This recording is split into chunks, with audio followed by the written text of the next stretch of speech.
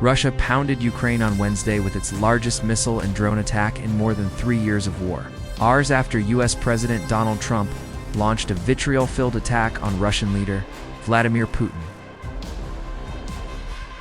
Reporters in Kyiv heard explosions and drones buzzing over the capital during the attack after air raid sirens sounded.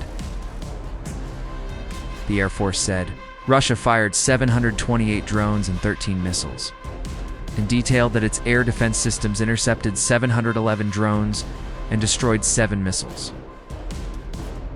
The attack, which officials said killed a civilian in the Khmelnytsky region, broke Russia's previous record of 550 drones and missiles fired into Ukraine in a single day last week.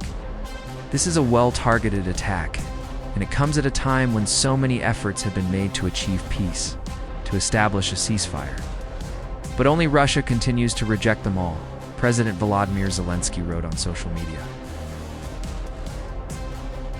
Zelensky, who met with Pope Leo XIV and U.S. Special Envoy Keith Kellogg during his visit to Rome, urged Ukraine's allies to tighten sanctions on Russia, particularly its key energy sector.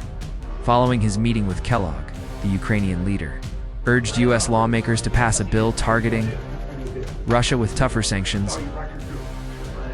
Kyiv has repeatedly accused China of supplying critical components and technology to Russia's drone and missile programs, and has urged the West to tighten secondary sanctions.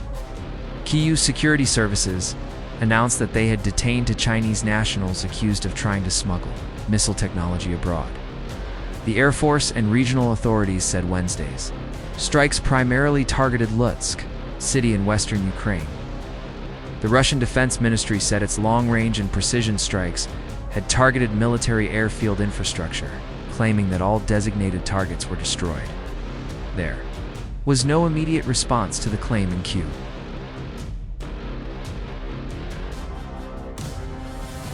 The latest series of record-breaking Russian strikes demonstrates a trend of escalating attacks, which have put additional pressure on Ukraine's limited air defense capabilities and burdened the civilian population.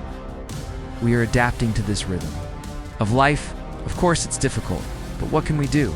Sergei Skripka, a student, told AFP in Kyiv. It's not easy, but I think it's difficult for everyone now. We're coping, the 22-year-old added.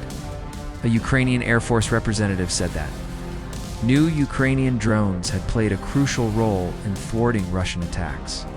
Another official said that most of the Russian drones launched were decoys. 2 rounds of direct talks between Russian and Ukrainian delegations since Trump's return to the White House have resulted in increased prisoner exchanges, but no progress on securing a ceasefire proposed by the United States and Ukraine.